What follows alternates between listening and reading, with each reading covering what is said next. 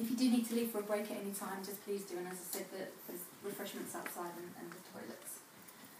So what I noticed when I was getting the attendee list was that actually quite a few people in the room were already on LinkedIn, which kind of made me wonder what people's expectations were for the evening. So I'd really just like to know a bit about what people's expectations are. You know, some people in the room might not know Twitter at all, some people might not use LinkedIn. So just a quick, you don't all have to say, because there's quite a number of us, if you just want to put your hand up and just say who you are, where you're from, and what you're hoping to get out of tonight, that would be really useful. It would help me sort of manage expectations, essentially. Come on. Oris. I keep getting Name emails. and where you're from. Oh, sorry. Oris Ryan from Hackney College. I keep getting emails with invitations to join LinkedIn, Facebook and all the rest of it, which I'm not on. So I'm here today for you to tell me how everything works and why I should be using it, because I'm not. Brilliant. Anyone else? Ditto. Okay, thank you. I'm Movell, I work for Revenue and Customs, and I'm starting a business of my own. I do use LinkedIn, Facebook, Twitter, but I don't think I'm using them properly as my best advantage, so I'm here to help. Okay. Learn about that. Orville, you need to hand up. Orville Garden City College knowledge. Same as the lady over there. I use them. I've never tweeted. I use Facebook and LinkedIn, but I'm probably not using them to the best way. Hi, I'm Derek Tripp from HP. I'm the Diversity Program Director, and I do use LinkedIn as well as Twitter, I suppose I suspected. What I want to gain from this is two things. Firstly, find out the details for the wireless connection. Really handy when you're ever in the area. and the second is just to see, you know, what new thing I may walk away with that I didn't know before. Stealing my very last slide, because that is one of the questions that's on there. I'm Laila, I'm Mitri, I'm an education consultant. I do staff development training sessions, everybody. I've recently joined LinkedIn and Twitter. I'm not very proficient in its use, so I'd like to find out more to basically help me promote my business and get virtually known. Well, we're sort of looking at it from the individual's perspective, but actually you'll see as we go along that there's no reason why you can't use it for companies as well, because really you should be treating them in a similar way. So this is what we are going to cover, well hopefully cover, but I will kind of revisit this at the end to find out. And you know, as we've said at the beginning, this is actually a really interactive session because some people use it and use it well, so it'd be really good to hear your comments and how you are using it. That would be useful. But can I just mention that increasingly companies are using your media presence to find out about you if you apply for a job. Yes. So it's important that you control your media identity very closely. And there are kids out there who've done all sorts of stupid things, and it's locked into their life now because they can't remove it. So what you put on your social media presence is how people will make judgments about you. And there is more of that to come later, so thank you for that. There's some information. No, that's okay. There will be some info about that kind of thing, and also about some stats about what employers are doing with social media. So, I mean, you know, Robin's touched on why we're using it. There are so many people, you know, sheer volume, millions of people using social media. We're going to touch briefly on the figures, so you'll be able to find out. As Robin says, increasingly businesses are using social media. You'll find employers checking out potential employees.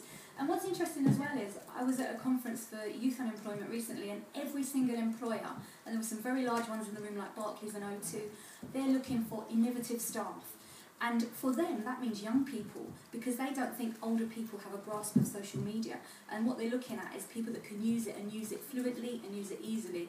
And you don't really want to put yourself out of the market because you're missing out on how to use that. So, you know, it's a really useful thing to use. Also, it allows you, and hopefully Chris will touch on this when he speaks, it will allow you to connect with not just people outside of your office or outside of your workplace, but outside of your country. The boundaries are limitless, really. So it's useful, and you'll find out why. So, what do you actually know about social media? We're not going to cover every single platform, but just a few. And all I've put that icons. So does everybody recognise the first icon? Yeah. So how many UK users do you think there are? 60 million. UK only, not worldwide. Any idea? Percentage-wise, 10 million? 31 million users in the UK alone on Facebook. What about the second icon? Do you recognise that? How many users do you think there are? 10 million. Oh, is somebody Googling in the background? 10. 10 million Twitter users, and just for information, 8 million of those use it via mobile platforms, so on their tablet or on their phone. So increasingly people are using mobile devices to access social media. What about the third one? Hopefully some of you recognise this. LinkedIn. Yeah, LinkedIn. And if you know, LinkedIn is actually one of the older ones. How many users do we think there are for LinkedIn? 5. 11. Is that surprising people, these volumes? How many people are already on social media? Okay, do we know what the next icon is? Is that Instagram? It is Instagram. Do people know? Well, you're going to find out what that is if you don't know. Instagram is very interesting in terms of users. Up until December of last year, Instagram had about 16 million users. They then changed their terms and conditions, and people got really upset about that. And overnight, they lost half of their users. People just stopped using Instagram. And it was to do with things like the way that they could use your photographs, how much ownership they had. And so be aware, as Robin says, once you put something on social media, it is there. Even if you close that account, it still exists in the cyber world. It never really disappears. Do we know what the next one is? Anybody know? Tumblr. It is, yeah, well done. So if you don't know what Tumblr is, you're going to find out. Any idea how many users it has? There's something that not many of you know about. 4.5 million UK users. It's very popular in America at the moment, actually. And what about the last one, the relatively newcomer? Pinterest. Yeah, it's Pinterest. 15 million. Yeah, I can see. Any idea how many UK users? 8 million UK users. So for those of you going, what the hell is Pinterest? You're about to find out. We're not going to touch on all of these. We are going to focus mainly on Twitter and LinkedIn. And, you know, go away and find out what the others are in your free time, because it may be that actually that platform is of interest to you. So a brief kind of update about what they do. Just to say about the slides, you will get them electronically, but you are going to get them via LinkedIn. So for those of you who are not on LinkedIn, this is going to be your incentive to sign up and get the slides. So, and it saves paper too. So everybody knows about Facebook, and a lot of people tend to use it for personal things, but you can use it as a business. The network has a Facebook page, so please everybody go away and like our Facebook page. Most people use it to share photographs, they use it to update you about what they're eating for dinner. Sorry. Can you explain liking to me? I know it's got some kind of power to it, but I have no idea what it's about. On Facebook, you can set a page up that is your own individual page, but you can also set a page up as a brand or as a business, and people can like that. And once you like a page, you then receive updates from it. So if you like the network's page, for example, whenever we put something onto Facebook, it automatically appears in your feed so that you're up to date with what we're doing. So if you're not aware, the network does have a Twitter feed, it does have a LinkedIn page, it does have a Facebook page, and if you aren't, you know, if you want to keep in touch with what we're doing, you don't have to rely on our newsletter, you don't have to always go and look on the website to see what we're doing. These are the new ways to actually have information pushed at you rather than you having to go to pull it. Twitter is as you know, well maybe you don't know, but it's almost like the status bit of Facebook, where it allows you in a limited form to tell people what you're doing and share information. We're going to cover Twitter and LinkedIn in more detail, but for those who didn't know, Instagram is about sharing pictures, and it does it in a really nice kind of retro Polaroid look, Polaroid picture view.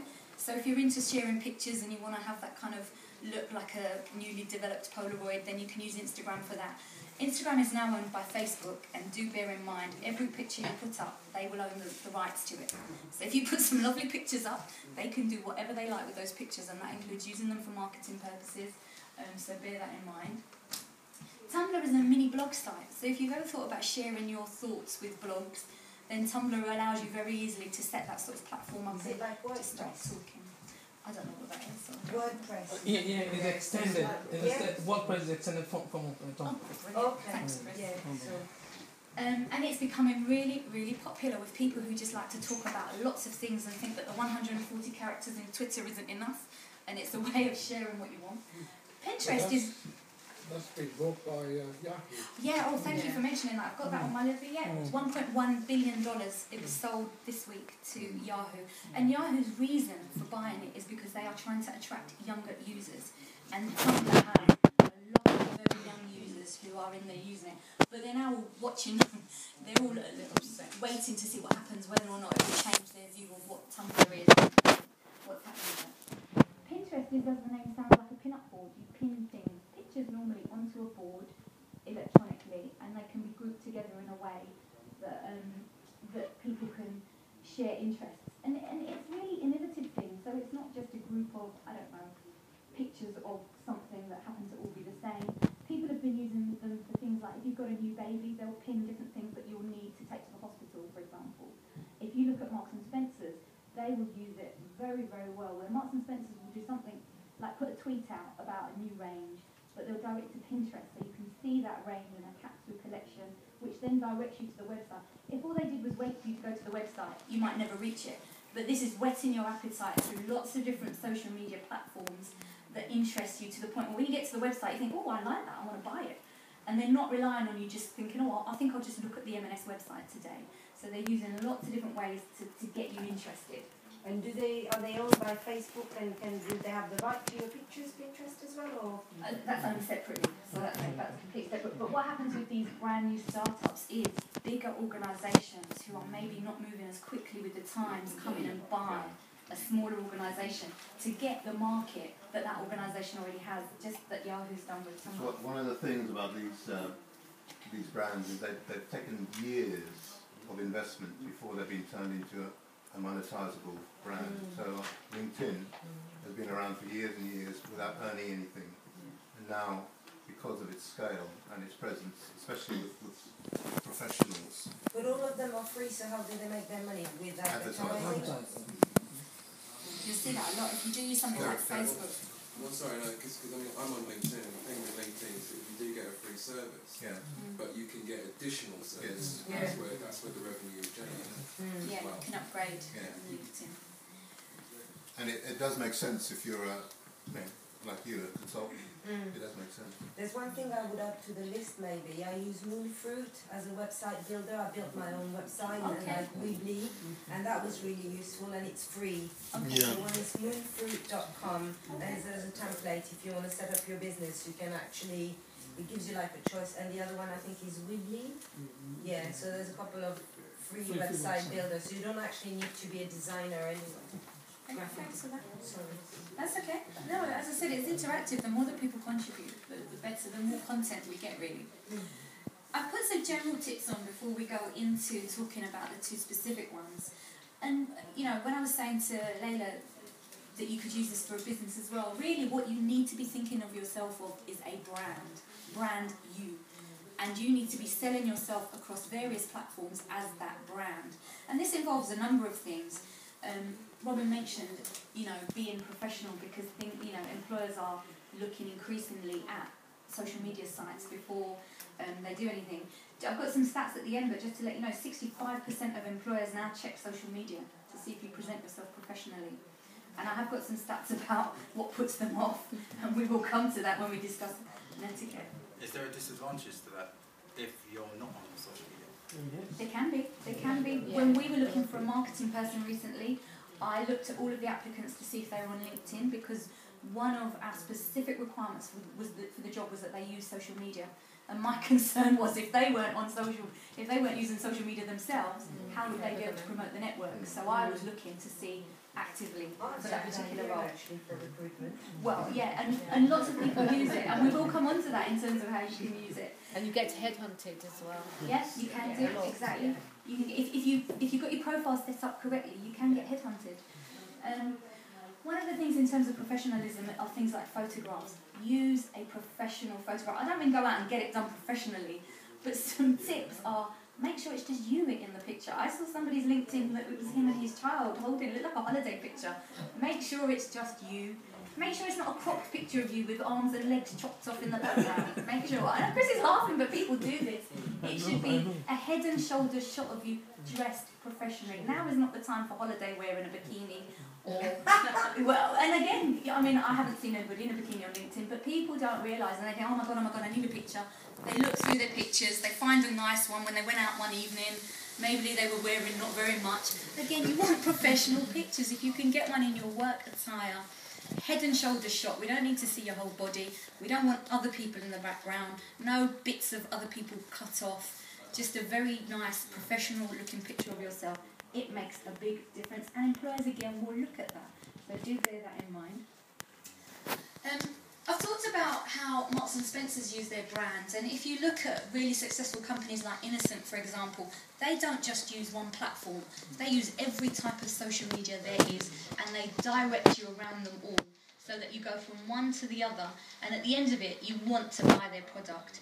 This is what you need to be doing with yourself. You need to be using lots of different platforms.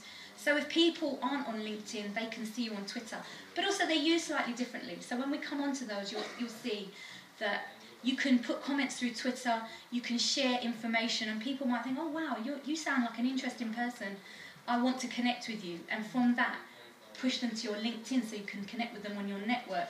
From that, if you've got a blog or a website, push them to that. I saw somebody, interestingly, I met them at a conference a couple of weeks ago.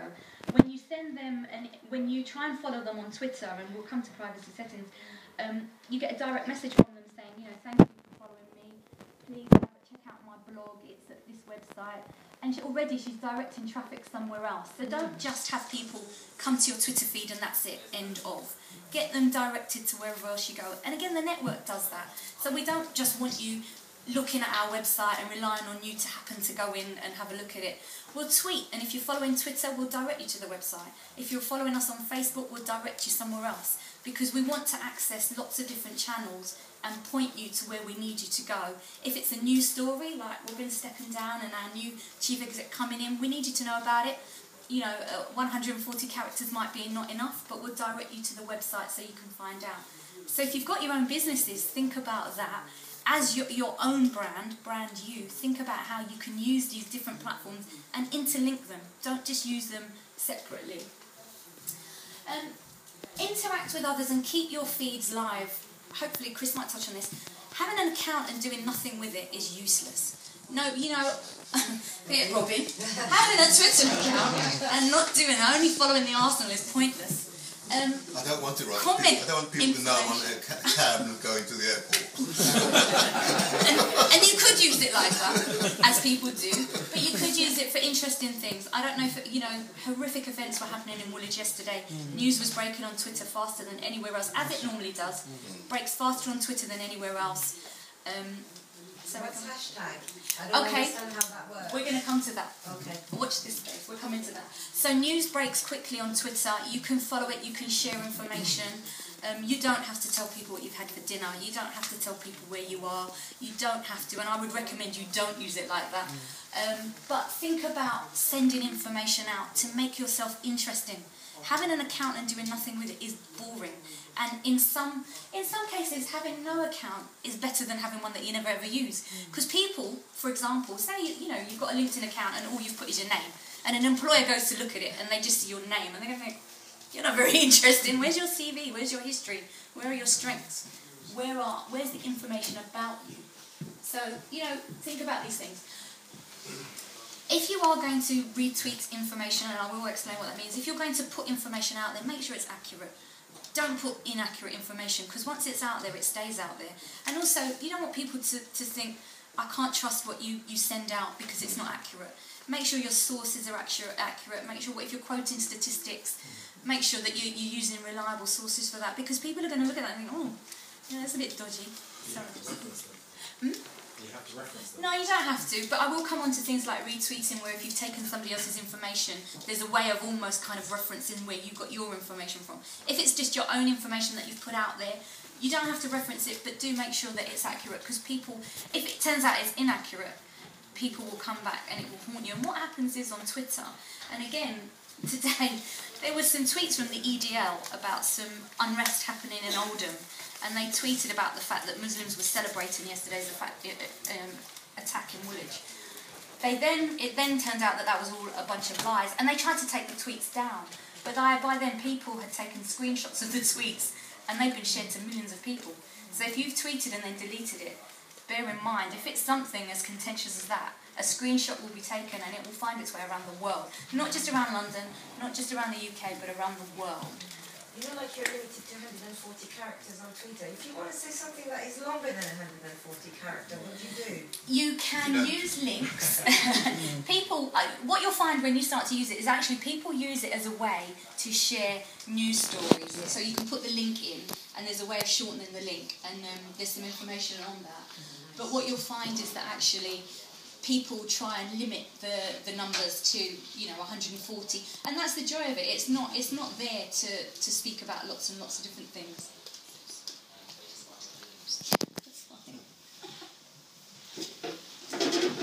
We did try earlier when it opened up. It sounds very exhausting. It's a significant investment of time and effort. It is, and there is a bit about that towards the end in terms of making sure you choose your platforms wisely, making sure you use your time wisely. I check Twitter on the bus. My journey into work is an hour long. I do half an hour of Facebook, Twitter, LinkedIn on the bus, and then that's it. I do half an hour of emails, and if Robin wasn't here, I'd tell you I do half an hour of reading my Kindle. But I use my hour on the bus to do that. I know some of you travel by tube, so it's not so you can't do it. But what you'll find is actually you don't need to spend hours on it. You could do 10 minutes here, 10 minutes there, 10 minutes of a bit of time. But you do need to choose what you're doing wisely because it can be exhausting. Just on my last comment, don't be rude or offensive. Again, it comes back to haunt you. And we will cover bits of that in a bit about some people that have been quite rude and offensive and it has come back to haunt them. So just some generic things. Yeah. Why haven't you listed YouTube on there?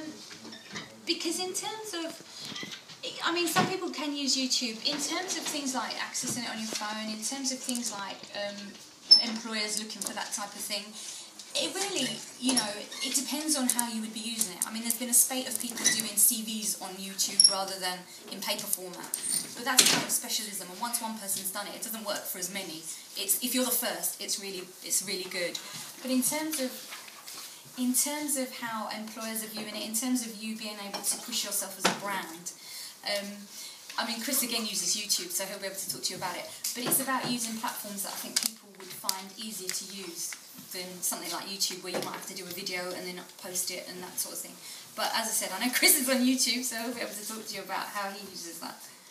Sorry, if you've had an interview with Sky News and you're an accountant, and Sky News featured you commenting on the latest budget,